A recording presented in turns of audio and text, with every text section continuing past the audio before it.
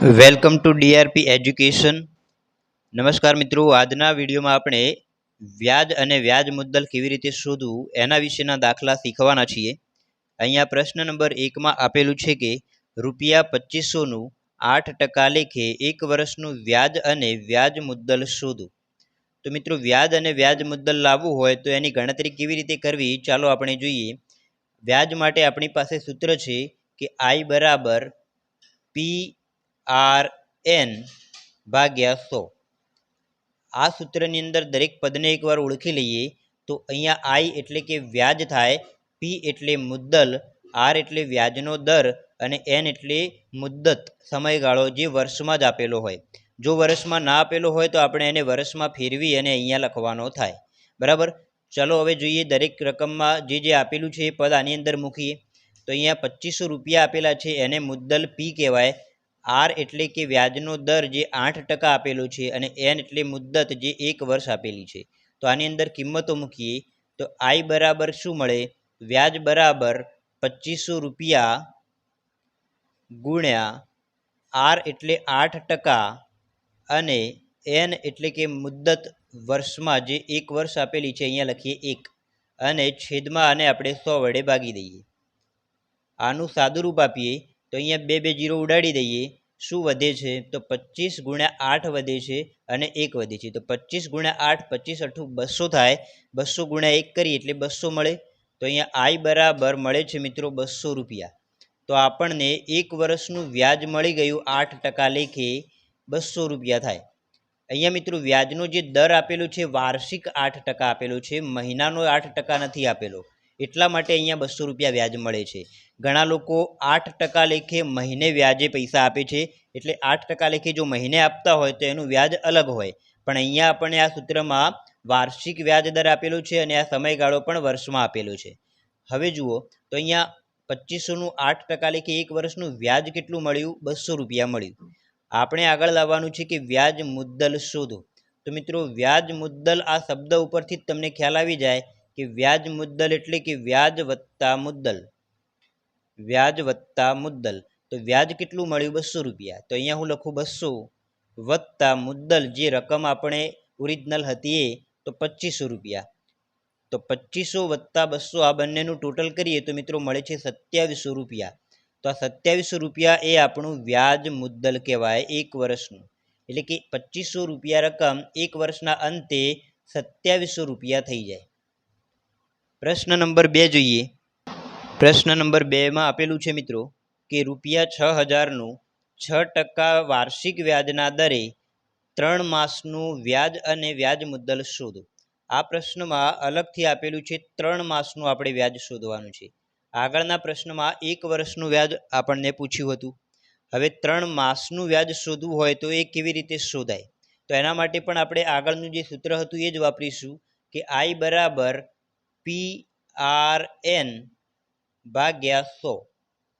આ સૂત્રની અંદર દરેક પદને શું કહેવાય મેં આગળ ચર્ચા કરી છે, તેમ છતાં ફરીથી એકવાર કહી દઉં કે P એટલે મુદ્દલ, R એટલે વાર્ષિક વ્યાજનો દર, N એટલે મુદ્દત અથવા સમયગાળો જે હંમેશા અહીંયા લખો એટલે વર્ષની અંદર જ લખવાનો, ભલે અહીંયા દિવસમાં મહિનામાં આપેલો હોય પણ આપણે અહીંયા લખાય એટલે વર્ષમાં ફેરવી અને લખવાનો। તો વર્ષમાં કેવી રીતે ફેરવવાનો છે એ આપણે અહીંયા 3 માસ માટે ગણતરી કરીએ એટલે ખ્યાલ આવી જશે। તો ચાલો અહીંયા કિંમતો મૂકીએ તો વ્યાજ I બરાબર શું થાય? મુદ્દલ જે આપેલી છે 6000, તો અહીંયા હું લખી દઉં 6000 ગુણ્યા ટકાવારી જે આપેલી છે 6% ગુણ્યા N એટલે કે વર્ષમાં મુદ્દત, અહીંયા તમને આપેલા છે 3 માસ, તો અહીંયા હું લખું પહેલાં 3 અને 3 માસને વર્ષમાં ફેરવવું હોય તો એને આપણે 12 વડે ભાગી દેવાનું, કારણ કે વર્ષની અંદર 12 મહિના હોય એટલે વર્ષમાં જો મહિનાવાળી મુદ્દત આપેલી હોય અને વર્ષમાં ફેરવવી હોય તો એ મહિનાની રકમ ઉપર લખી અને નીચે 12 વડે ભાગી દઈએ એટલે આ રકમ આખી જે બને એ વર્ષમાં કહેવાય, બરાબર। અને અહીંયા હવે છેદમાં જે લખવાના હતા 100 એ નીચે લખી દઈએ। આની સાદું રૂપ આપીએ એટલે આપણને વ્યાજની ગણતરી આસાનીથી કરી શકાય। ચાલો અહીંયા 2 0 ઉડાડી દઈએ। હવે જુઓ 12 અને અહીંયા 60 છે તો 12 5 60 થાય એટલે અહીંયા 12 5 60 કરી દઉં, અહીંયા આવી જાય 5, 5 6 અને 3નો ગુણાકાર કરીએ તો આપણને વ્યાજ મળી જાય છે અહીંયા। તો I બરાબર વ્યાજ બરાબર શું થાય? 5 ગુણ્યા 6 30, 30 ગુણ્યા 3 90 રૂપિયા, એટલે કે અહીંયા 3 માસનું વ્યાજ મળે છે 90 રૂપિયા।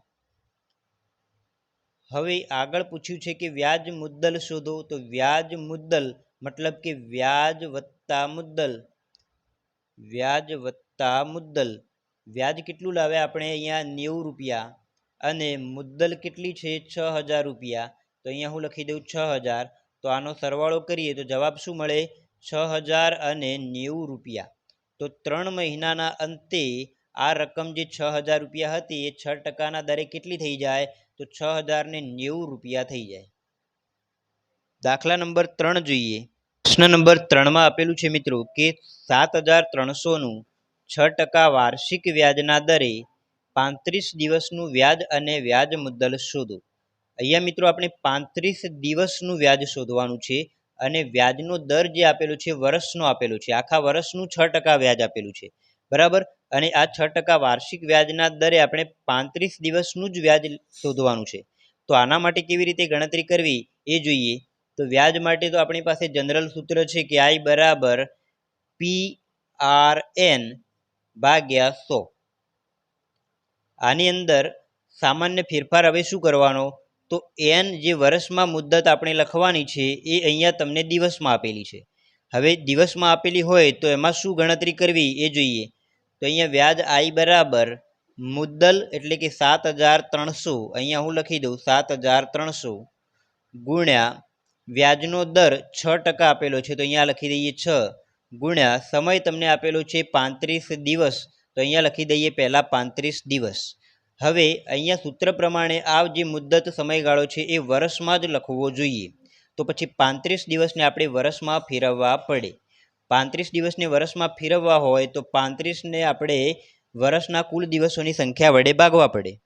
તો વર્ષના કુલ દિવસો કેટલા થાય, 365 થાય। તો જ્યારે પણ દિવસમાં સમય આપેલો હોય અને વ્યાજ શોધવું હોય તો દિવસમાં હું અહીંયા સમય લખી અને નીચે 365 વડે ભાગી દેવાના અને આગળની ગણતરી તમારે કરી દેવાની, એટલે તમને દિવસોનું વ્યાજ મળી જાય।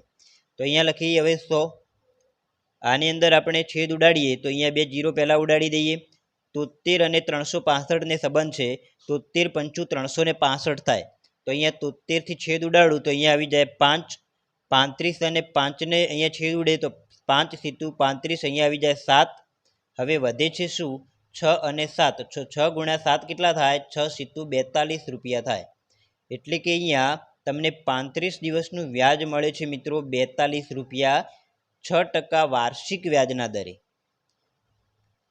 હવે 42 રૂપિયા જો તમને વ્યાજ મળ્યું હોય તો આગળ પ્રશ્ન પૂછેલો છે કે વ્યાજ મુદ્દલ કેટલું, તો વ્યાજ મુદ્દલ એટલે વ્યાજ વત્તા મુદ્દલ। વ્યાજ કેટલું છે 42 રૂપિયા અને મુદ્દલ કેટલી છે 7300 રૂપિયા, 7300। તો આ બંનેનો સરવાળો કરીએ તો ટોટલ કેટલું મળે 7342 રૂપિયા, જે આપણું વ્યાજ મુદ્દલ કહેવાય। એટલે કે 7300 રૂપિયા 6% વાર્ષિક વ્યાજના દરે 35 દિવસ પછી કેટલા બની જાય, તો 7342 રૂપિયા બની જાય, જેમાં 42 રૂપિયા જે મળ્યા એ આપણું 35 દિવસનું વ્યાજ કહેવાય। મિત્રો વિડીયો ગમે હોય તો વિડીયોને એક લાઇક આપી દેજો અને ચેનલને સબસ્ક્રાઈબ કરી લેજો। તમારા નજીકના મિત્રોને આ વિડીયો જરૂરથી શેર પણ કરી દેજો।